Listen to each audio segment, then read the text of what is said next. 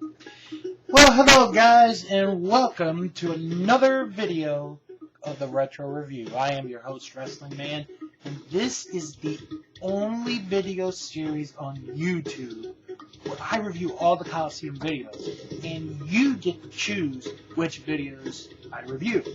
Now, of course, the purpose of these videos is to help you decide if you should buy these tapes or not. Now, of course, all these videotapes are out of print. Number one, because the videotapes were all in the DVD era, but mostly because Coliseum Video and WWE no longer work together. However, the only ways you can really get these tapes nowadays is either by eBay or Amazon, just as a couple of examples. And hopefully these reviews will help you decide if you should get these tapes or not. Okay, the last time I did a review, I said that this next review that I was going to do was one that has been requested basically since its inception, since the beginning of the Retro Review a couple of years ago.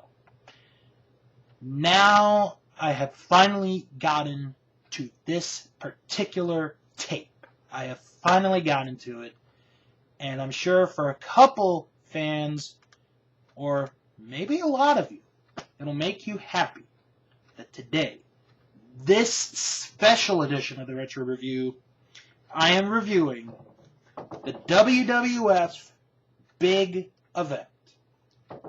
Yes, that's right, the Big Event. The event that, no pun intended, the event that took place in Toronto, Ontario, Canada at the CNE Stadium on August 28, 1986.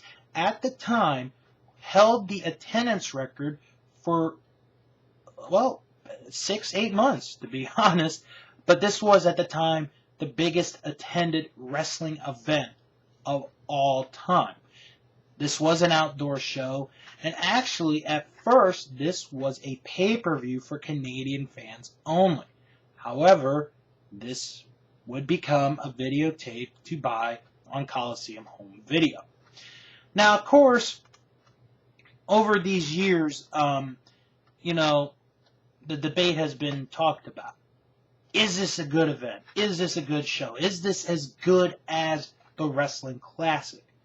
Well, that's what I'm going to talk about. Is this event as good as the Wrestling Classic was?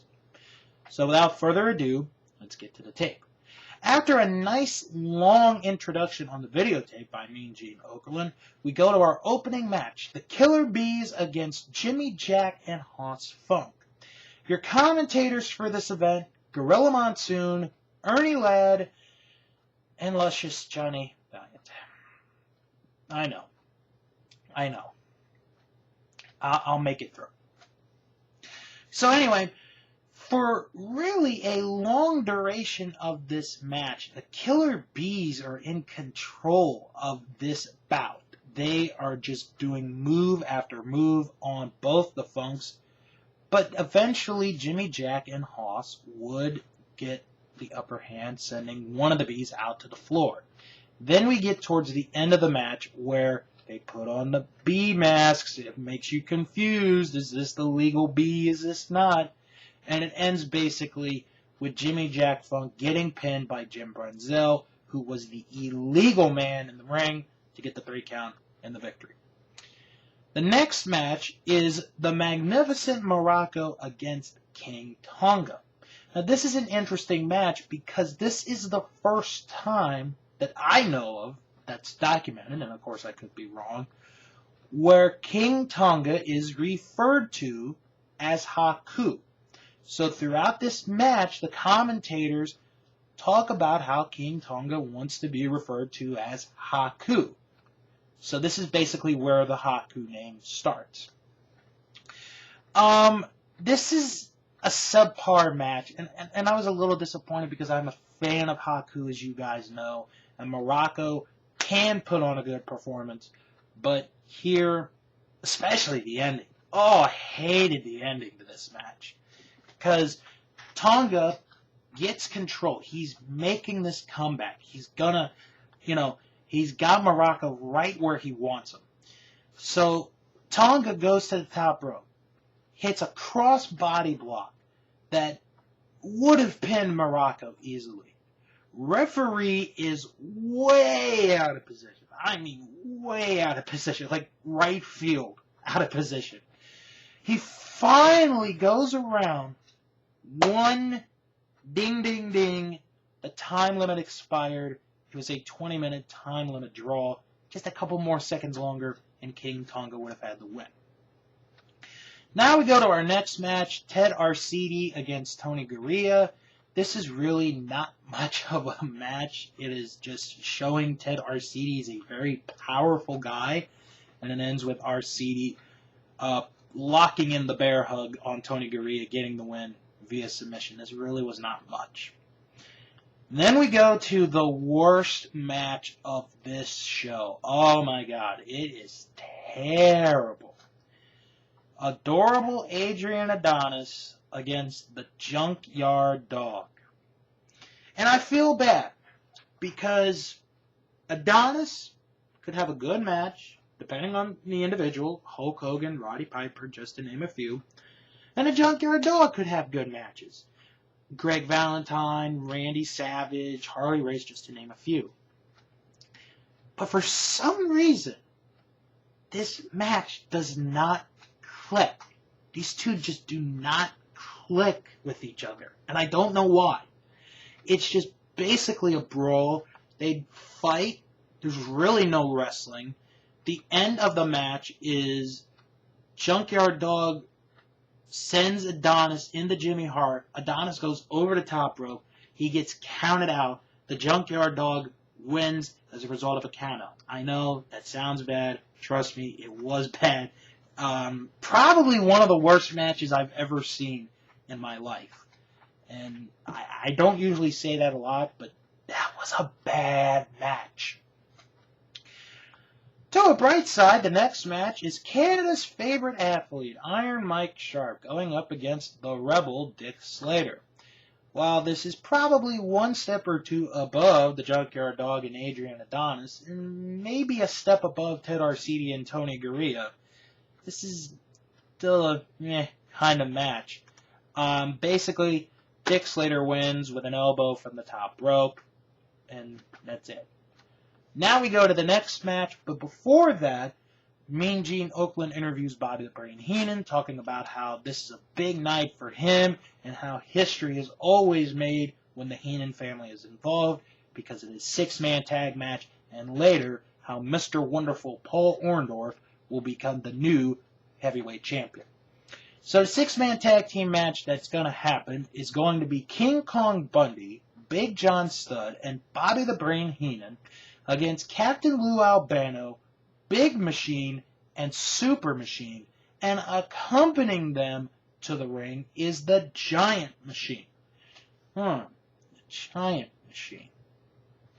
So the commentators talk about how Andre the Giant at this point in time is suspended from the WWF.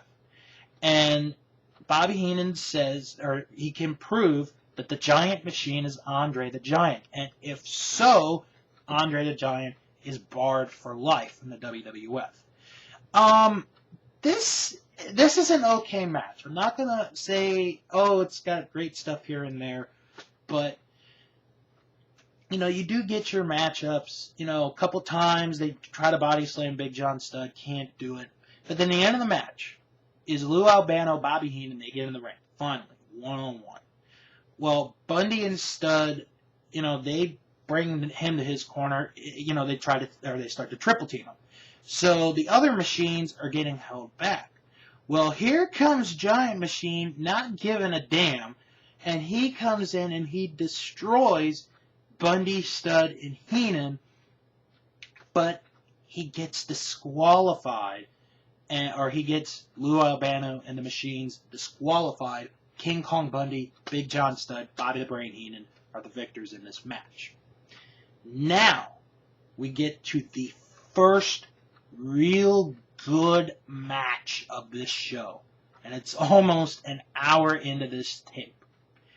Jake the Snake Roberts against Ricky the Dragon Steamboat in a snake pit match. Basically, it's another cute word for no disqualification, no countout. This is a good match. Steamboat does bleed a little bit. One of the rare times that Ricky Steamboat bleeds.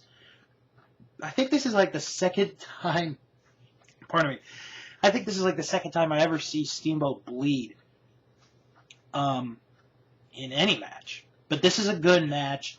You don't see the snake and you don't see the dragon, or the Komodo dragon. Apparently, and I'm looking up at the notes, they say that due to safety reasons in the ring, the snake and the dragon were barred, but neither animal were allowed across the Canadian border. That was the real reason. So, very good. But no, this was a good match. It didn't really need the animals. I really liked how this match ended. Roberts is just in complete control. And in the end of the match, Robert gets on his knees, does a cocky, arrogant cover, does the whole arm thing. 1, 2, Steamboat then does a sunset flip. 1, 2, 3, Steamboat pins Roberts with a sunset flip. A very good way to end that match. Although it didn't quite end the feud at that point in time, but it was a good match, to say the least. So the next match is Billy Jack Haynes against Hercules Hernandez. Gorilla Monsoon is left alone in commentary. Apparently, Ernie Ladd and Luscious Johnny Valiant either went to the bathroom or went to get some snacks. I guess intermission was longer for them. Of course, these two would meet about 8 months later at WrestleMania 3. This is, just one of those, hey, we're back from intermission type of match. And, Gorilla Monsoon mentions how Hercules is now under the managing of the Dr. Style Slick. Slick bought all the contracts from Hercules, Iron Sheik, Nikolai Volkov, from Freddie Blassie. End of the match, Billy Jack Haynes wins with a backslide on Hercules, and Billy Jack Haynes gets the win. So now we go to this tag team match. Boy, if I waited to talk about this one. The Rougeau brothers, Jacques and Raymond, against Greg Valentine and Brutus Beefcake. Now, as I said in the beginning of this review, Johnny Valiant is in commentary. He does not go down for ringside for this match, which in one way could surprise people, but in another way is actually a good thing, because this shows the Dream Team without a manager could be okay. Well, the Dream Team sneak attacks the Rougeaus right at the beginning, but the Rougeaus fight back. Well, Valiant starts losing it. And there's like this one quote where he's like, well, baby, I'm six miles in the air and I'm a quarter of a mile away from the ring. I can't help my boys. It's just, Johnny Valiant just rambling on for some reason, no reason whatsoever. This was probably in the top 3 of best matches on this show. Excuse me. And the Rougeaus get the win in this match, because Valentine tries the figure 4 at the end on Jacques. Raymond comes in, and he gets a flip, and they get the 3 count in the victory. So, right there, back-to-back matches are 2 matches that are going to end up being WrestleMania 3 matches. Very interesting. And, of course, after that match, Valiant loses it, and Gorilla Monsoon and Ernie Ladd are trying to hold him back. It's funny to see that. It is funny, but Valiant on commentary for this whole show. Ugh. So we go to our next match, Harley Race against Pedro Morales. Very good match because it's short, it's to the point, they don't waste too much time. This does go on the outside a little bit. Harley Race hits a headbutt onto Pedro Morales, but they go back in the ring. Morales makes a comeback. But at the end, Harley Race sweeps the legs under from Morales, puts his feet on the ropes. 1, 2, 3. Harley Race wins. And now we go to the main event. Mr. Wonderful Paul Orndorff challenging Hulk Hogan for the World Wrestling Federation title. Now, Orndorff comes out to Hulk Hogan's song. And they play the song continually for Hogan to come out, which is sort of cool in a way to make this storyline even more fun. This is a good match. I would say, honestly, this was maybe the second best match on this show behind Steamboat and Roberts. This is a good match. Good Hogan, show off, and then Orndorff on the offense. And in the end of the match, I just absolutely love the end of this match. Hogan's arguing with a referee. Orndorff high knees Hogan. Hogan goes into the referee. Referee gets knocked down. Well, Hogan and Orndorff fight, and then Hogan gets the advantage. And then Hogan pulls Orndorff up, holds his arm in victory, and then clotheslines him, which is the same thing that Orndorff did to Hogan to start that feud in '86, which was done very, very well. And then Hogan signals for the pile driver. Hogan's going to go for the pile driver. And as he's about midway up with Orndorff, here comes Bobby Heenan from behind, hits him with a wooden stool, knocks Hogan out. Orndorff goes over to pin Hogan, but the referee gets his senses together, pats Orndorff on the back. Orndorff thinks he's won the title. He thinks he's the champion. But Hulk Hogan wins as a result of a disqualification, retains the title. He and Orndorff fight for about another minute, chases him and Heenan away from ringside, and that is the end of the big event. So, what did I think about this tape overall? First off, despite some bad and horrendous matches, Arcidi and Gurria, the Junkyard Dog and Adrian Adonis, especially the Junkyard Dog and Adrian Adonis, and Slater, well, you know what, Slater and Sharpe, it was like, meh, it was there. And the really bad ending to Morocco and Tonga, which was terrible. It really, this show really goes on your mood, I guess. If you are a fan, like if you're from Canada or anywhere, this is a legendary event. This really is a legendary event. Because this was, at the time, the world record for the most attended, or the biggest attendance for any wrestling event in history at the time. And it does have some saving graces. Steamboat and Roberts, the Rougeau tag match, Hogan and Orndorff, even Harley Race and Pedro Morales for as short of a match as that was. But like I said, there were bad and good stuff, and it was just mixed too much. The fact that you have one match and in a countout, one match and in a disqualification, and the other one goes to a time limit draw sort of hurts it a little bit.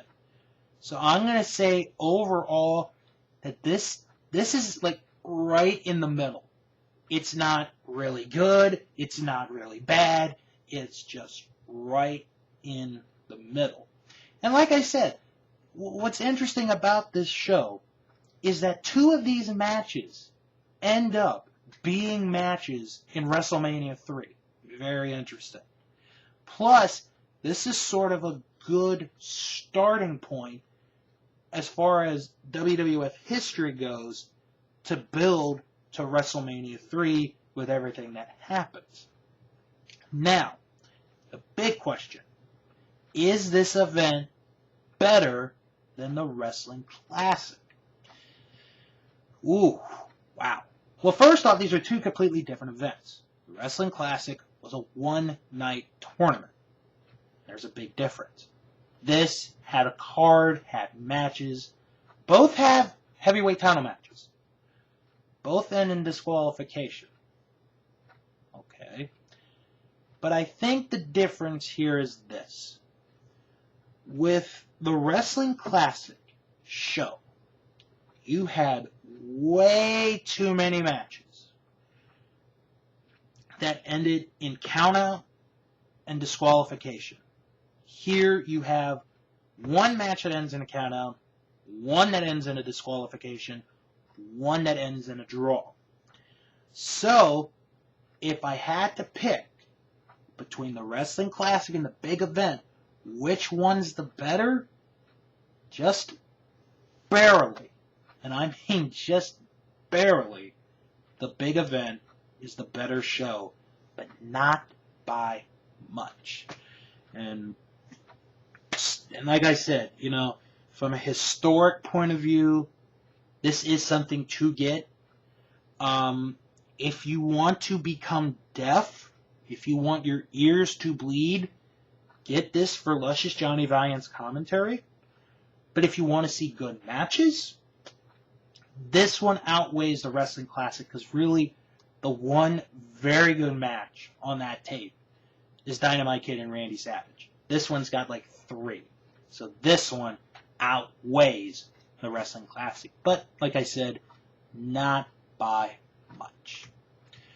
Well, that's going to do it for this edition of the Retro Review. Stay tuned in the upcoming weeks right here on this YouTube page for a video where you guys can help pick next Retro Review.